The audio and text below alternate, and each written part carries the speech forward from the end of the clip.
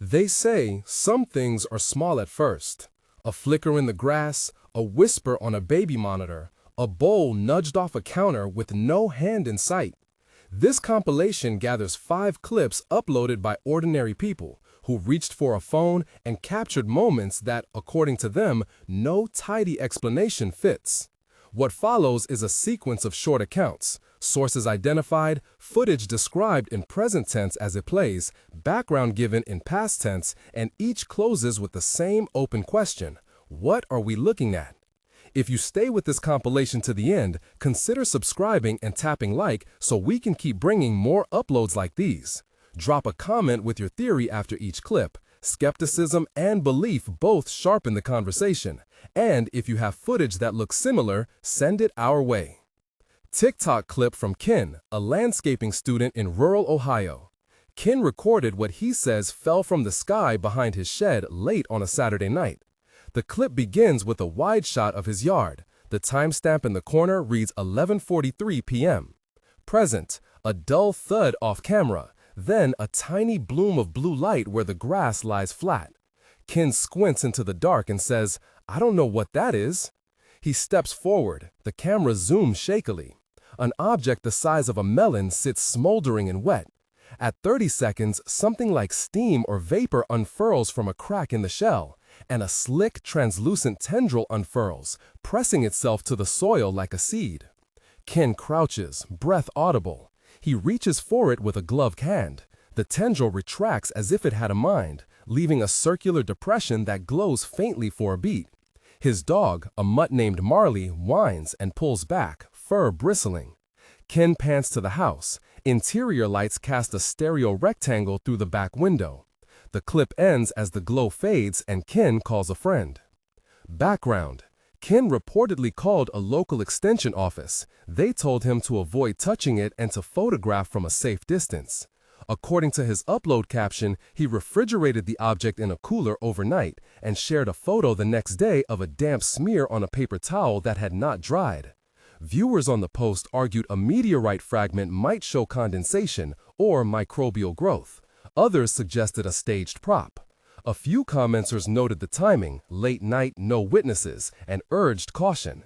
Ken later posted a follow-up still that appears to show tiny filamentous growth under a magnifying app. He said he sent a sample to a community college lab but did not publish results. The uploader's tone in follow-ups is strained. He writes that Marley stopped sleeping near the shed and would stare at the corner of the yard for hours. Whether that yard bloom was organic, chemical, or hoax remains unresolved. Kelsey's baby monitor clip from a private mother's account on a parenting forum. The monitor had a motion light and audio. Kelsey says her 3-year-old woke at 2:12 a.m. and pointed toward the hallway. Present. The camera on the monitor tilts slightly as the child turns in bed. The audio picks up a soft, high, consonant whisper that does not match any adult voice Kelsey recognizes. Kelsey is off camera, voice low. "Who are you talking to?" The whisper stops. The child answers in the thin certainty only children show. "The man in the shadow." Kelsey steps into frame. The monitor records her silhouette. In the doorway, she laughs, nervous, a protective laugh, and kneels. There's no one there, she tells the camera, but her hand trembles when she smooths the blanket. Minutes later, the monitor picks up a thin scrape along the hallway baseboard. The child flinches and says, "He walked on my toes." Kelsey posts the clip with a plea. "Has anyone experienced night voices? I'm worried." Her comments are full of empathy and advice. Some viewers recommended professional assessment, medical or psychological, while others speculated about folklore, an old tenant, a residual haunting. Sensitive detail. Kelsey noted that the child had been having night terrors for weeks. She shared that they had consulted a pediatrician and received a referral for sleep study evaluation. She discouraged sensational comments about possession and asked for practical help. In the footage, nothing graphic occurs. No contorted faces, no injuries, just the child's precise, frightened words and a parent sleepless at 2 a.m. Many commenters recommended keeping a nightlight and maintaining a calm routine. Others urged documenting patterns. The clip ends with Kelsey whispering to the camera that she has started recording the hallway for longer stretches. The final frame shows the monitor's time code rolling into 3 a.m., and the uploader's account goes quiet for 2 days before returning with a still of footprints on the carpet she says were not made by any household member. Reddit security cam upload credited to Dakota, who lives above a small shop in an older city block. Dakota's footage is low-res, grainy, classic security cam quality. Present, an empty corridor lit by sodium street lamps. At 007, a patch of darkness along a wall seems to ripen into a person-shaped absence, a vertical shadow that is slightly detached from surrounding lighting. Dakota's text overlay reads, "My cat knocked the feed. Watch what happens." The overlay is minimal, but the camera's angle captures the shop's hallway mirror and a stack of boxes. At 0012, a cinder block shifts by itself. The cat, visible near the far doorway, turns its head sharply and arches its back. Its scream is thin, animal. A minute later, the shadow steps closer to the camera and resolves into what looks like light being blocked. No clear edges, just a darker patch where the wall should be. An audible clack is recorded as if something hit the frame. Dakota posted the clip with a caption, "My landlord thinks it's draft. I know what I saw." Online viewers offered mundane causes: camera artifact, lighting flicker, wind moving hanging insulation. Others pointed to the animal's reaction, its fur standing, and the vocalization as corroborative sensory input. Dakota later followed up saying the landlord had tightened the window seals and called an electrician. No faults were found.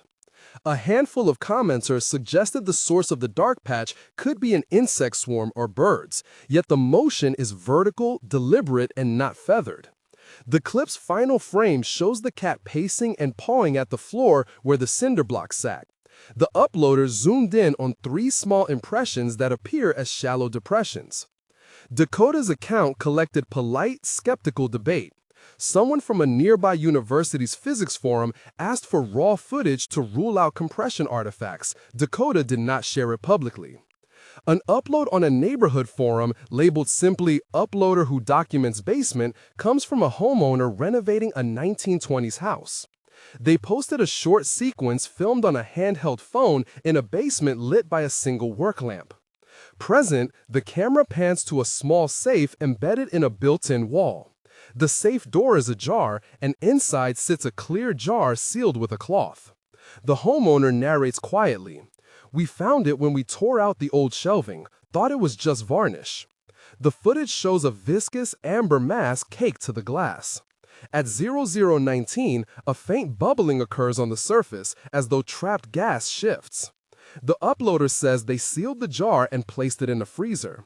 A subsequent clip, posted 2 nights later, shows the jar covered in a crystalline sheen that formed overnight. They cut the top free and held a small sample with tweezers. The sample flexes like skin over a drum. They say they sent a photo to an online amateur mycology group. One member asked if it could be a synthetic polymer undergoing cold crystallization. A skeptic commenter suggested construction adhesive left over from a do-it-yourself job. The uploader's voice tightens in later comments. Their neighbor reported a sudden, cloying smell in the shared hallway, and the homeowner says the family dog refuses to go downstairs. In the community thread, someone cautioned against opening unknown jars in an old house because of possible chemical hazards. The homeowner responded that they were careful and that they wore gloves. They posted a single photo of a lab sticker on a box that suggested someone at a local community college agreed to take a look. No formal report was shared. The footage ends with the safe's door closing on its own, a soft mechanical thunk caught by the phone's mic. The uploader swears they did not touch it. Several users flagged possible explanations: off-gassing from plastics, condensation artifacts, or a prank staged with hot glue. The general tone of replies is analytical, but a few voices argue the jar's surface moves almost like a grieving membrane, an unsettling image that stayed with viewers. A TikTok clip from an anonymous handle known for oddities posts shows a living room couch face reported by a parent who said their 9-year-old woke and crawled onto the sofa wide-eyed. Present, The clip starts with a tight shot of a ceramic bowl teetering on the low table. The timestamp overlays a lunch hour. The parent's voice says, "You can hear it, right?" And there is a soft metallic scrape. The bowl slides and tips in a slow-motion arc, spilling nothing. The camera snaps to the couch. The upholstery appears to bulge, and an impression resolves that looks very briefly like a face sliding under fabric, an arrangement of shadow and pocketed stuffing. The child behind the camera points and whispers, "It smiled." The parent laughs nervously and reaches to pull the throw tight. Their hand trembles noticeably. The family's terrier, small, white, jumps at the couch, barks once, and runs to the hall. The clip cuts away as a second, quieter sound, like a breath, passes under the frame. Afterwards, the uploader left a caption asking if anyone's furniture had moved on them. Comments ranged from manufactured illusion to people sharing similar anecdotes about houses being too alive during renovations or stress. An interior designer chimed in to say loose stuffing can form pockets that look facial in certain lights. A folklore enthusiast described pareidolia amplified by fear. The parent wrote later that the child had started to refuse to sit on that couch and requested it be donated.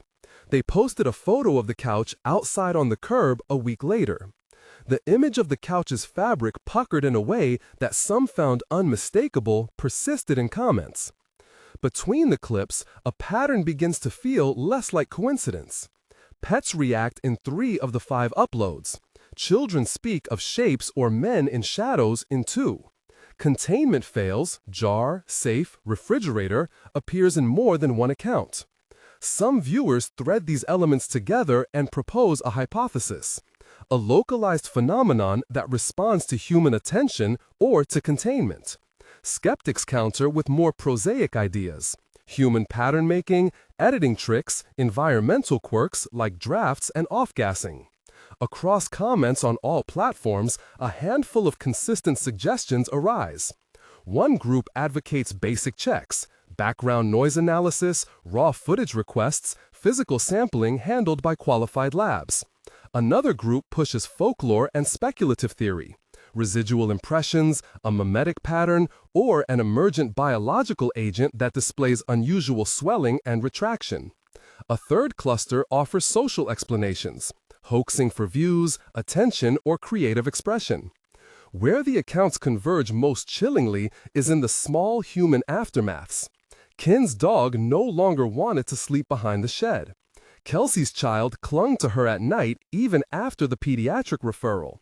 Dakota recorded shallow impressions where a cinder block once sat. The basement jar's owner smelled something cloying in the hallway. The family that left the couch on the curb did so quietly, embarrassed and a little relieved. Those are the facts the uploaders leave us with, plain and mundane. A restless dog, sleepless parents, a neighbor's complaint. They are also the most persuasive evidence because they are hard to stage at scale without real cost. Experts are invoked by uploaders and commenters alike, often as conditional authorities. A community college lab was mentioned, a pediatric referral, an electrician's cursory check. None provided published reports in the threads. When authorities were contacted, the responses were procedural: an officer noting no signs of forced entry, a city inspector recommending an environmental test if odors persisted. Viewers counseled uploader caution. A small, steady chorus recommended involving qualified professionals rather than relying solely on online communities. Those conditional voices remind us that what looks inexplicable in a few seconds of footage can often be contextualized with data and time. Yet the footage resists neat closure. The clips we see are short, edited by necessity into striking beats. Present tense descriptions of what the camera records capture suddenness. A glow blooms, a whisper names a shadow steps, a jar bubbles, a couch seems to smile. Past tense context around those images asks more measured questions. Who else was there? What did authorities find? What tests were carried out? The answers are partial, hedged, and leave room for interpretation. We close this section with a small, quiet image that appears in 3 of the uploads. The animal that refuses to be near a corner, the child who points without flourish, and a household object that won't be kept inside. These are not proof of anything by themselves, only a growing cluster of anomalies reported by people whose lives were altered enough that they reached for a phone and kept documenting. If you have thoughts on any clip, technical explanations, folklore parallels, or personal experiences, leave them in the comments. Your skepticism sharpens the inquiry as much as your wonder does. Next in this compilation are a few follow-ups and a thread connecting a user who reported similar humid, organic growths in an attic crawlspace. The pattern narrows, and with it, the urgency rises. The attic thread begins with a username no one on the earlier compilation had seen before, @elmcrawl. Their first upload is small, 3 grainy photos taken with a phone pressed against rafters, the kind of shots people take when they are trying to show texture more than scale. In the first, a crease of pale growth hugs the seam where insulation meets joist, glossy and slightly translucent. In the second, a close-up shows a network of fine filaments embedded in a wet matrix. In the third, a child's finger rests beside the patch for scale, and the caption reads, "Smells like syrup. Been here 2 mites. Attic vents blocked last month. Anyone know what this is?" Replies come fast. Some connected to prior clips by pattern. The same puckered surface, the same cloying smell, the same insistence of domestic spaces being subtly rejected. Others offer immediate, mundane possibilities. Condensation on poor insulation, a colony of slime mold, residual leaks staining cellulose. A few encourage the poster to get it sampled. A few admonish them to avoid touching it. @elmcrawl answers that they did swab the surface with a cotton bud and placed it in a jar, then set the jar in the kitchen to show scale. Within 48 hours, the jar's lid bowled outward. The photo of the bulged lid circulates alongside the attic shots, and the conversation tilts from abstract debate to something narrower and more practical: how to get a sample to someone who might look at it in controlled conditions. An undergraduate microbiology student in a nearby town who posts under a different handle volunteers to run a basic wet mount and post micrographs. She posts 4 images within a day. Clumps of amorphous material, occasional segmented threads that could be hyphae, and in some frames, small spherical inclusions that refract light oddly. Her caption is cautious. Preliminary, non-sterile sampling. Looks like a mix of cellulose, some fungal structures, and what might be an extracellular polymeric substance, biofilm-like. Can't say more without controls. Please don't jump to conclusions. The tone matters. It draws more commenters who remind each other of confirmation bias and the hazards of armchair pathology. It also draws a few who refuse nuance. That's not mold, it's doing something.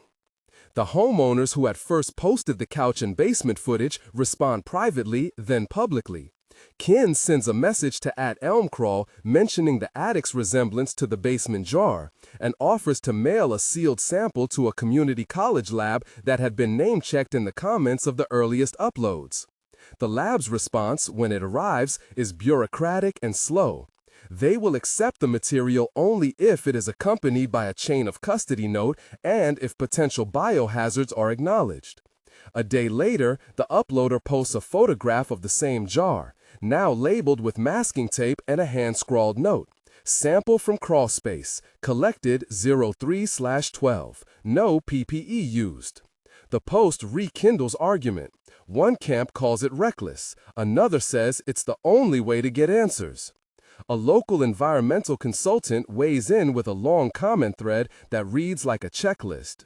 Moisture mapping, thermal imaging of the envelope, VOC sampling for foam or adhesives, fungal culture in controlled media. They emphasize that household odors and condensation can produce unexpected textures, and that microbiology without proper controls can mislead.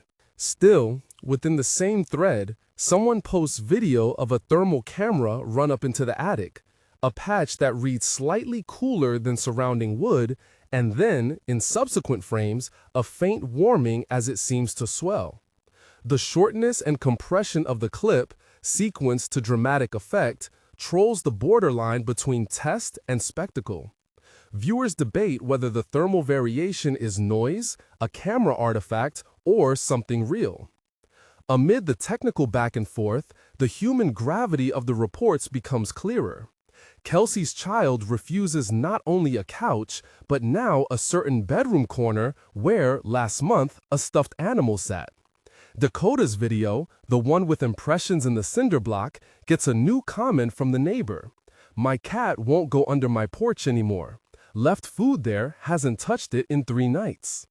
A homeowner from a small Pennsylvania town writes an earnest, long-form post about waking at 3:12 a.m. to the smell of syrup and finding, beneath the child's bed, a wet smear that was not there at bedtime.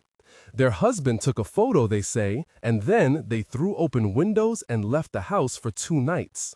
The details are plain and domestic. Phone calls, hotel receipts, St. John's wort tea, but they accumulate into a portrait of behavior change that no single clip could convey. Conspiracy threads bloom as they always do. Some users, leaning into folklore, compare the marks to old stories of house spirits that dislike confinement.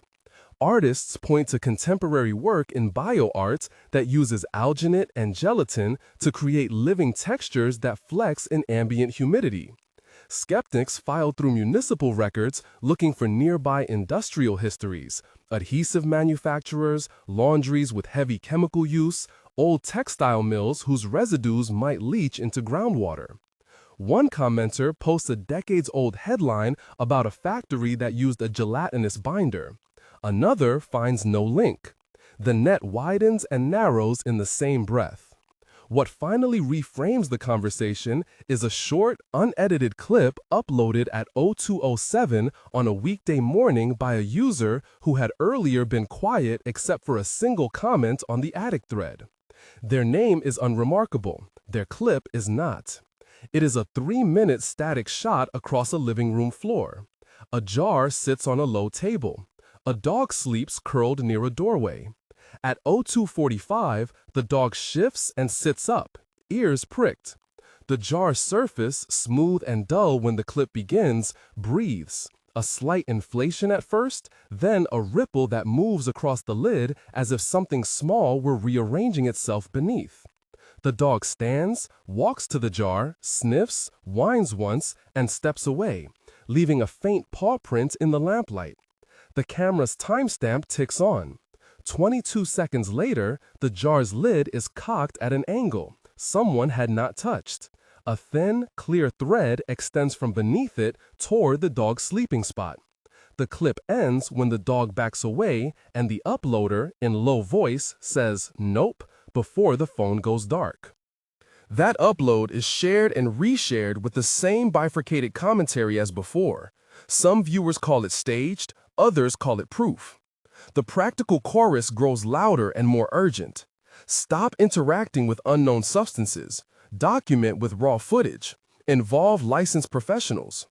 A small contingent begins assembling a list of contacts. One toxicologist in a neighboring state, a state public health lab, a municipal code enforcement office, and posts phone numbers and protocols for safe sampling. They are careful with tone. They emphasize caution because people are beginning to post about leaving things outside on curbs and of pets refusing rooms they once loved. At the edge of the threads, where attention thins and rumor thickens, a pattern of communication emerges that is harder to categorize. Short, private notes from people who do not post publicly.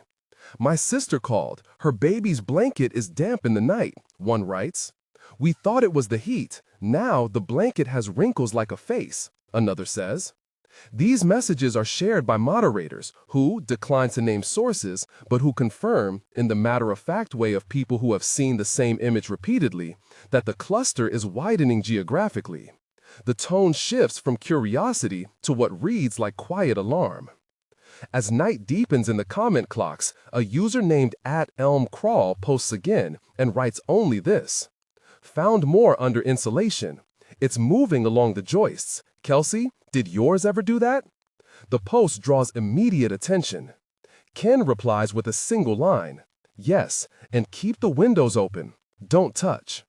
In the hours that follow, the thread fills with requests for updates, offers to drive samples, and a new, anxious question that no one yet answers with confidence. If it spreads along the hidden seams of a home, can it be stopped by airing in sunlight alone? Or does its pattern suggest something that travels in the dark places no one looks at until it encroaches on sleep? One last small contribution before the feed fracture. A voicemail transcribed by a user who prefaced it with a warning. The voice at the other end is muffled and hurried. "We tore out some insulation this morning," the caller says. "Found a strip going into the wall void, like a ribbon. It was warm. We left it. Dog won't go in the yard now. If anyone's listening, don't cut it. We called the county. They said there'd be a week before someone could come." The post ends with a timestamp and a single image, a dark seam under a rafter where light does not quite reach. Nothing in any of this resolves the core questions. Tests are partial, photos are ambiguous, and the human cost, cars parked by hotels, exhausted parents, dogs that won't sleep in their own beds, continues to mount. At the same time, the description of the phenomenon is narrowing. A humid, often sweet odor, a biofilm-like texture with filaments, a tendency to appear in hidden seams and household containers, an apparent sensitivity to attention, whether human or camera. Which of those attributes is causal and which are artifacts of perception remains the subject of argument, but the urgency has changed from curiosity to contingency planning. Someone in the thread posted a list of steps to take if you find it in your house. Isolate the area, avoid direct contact, photograph unedited, seal a sample if safe, ventilate, and call a professional. The last public post before the feed goes quiet for several hours is a live link from @ElmCrawl. Door camera up, waiting. If it moves in the next hour, I'll post raw. Within minutes, the link fans out. Viewers cluster in chat windows, watch counters climb. The living room is dim. The dog is not in frame. At 0014, the chat scrolls with nervous banter. At 0032, a viewer types, "There's something on the couch arm." A second later, the stream cuts to black. The chat fills with short, panicked messages asking if the uploader is okay, if the connection died, if anyone called the number in the profile. Minutes later, a single user posts a grainy frame captured before the blackout. The couch arm, puckered, a fold that could be stitching, or a mouth beginning to form. No one knows which it is, but the upload has ended with the sense of containment failing again, and with more houses now in a state of quiet evacuation.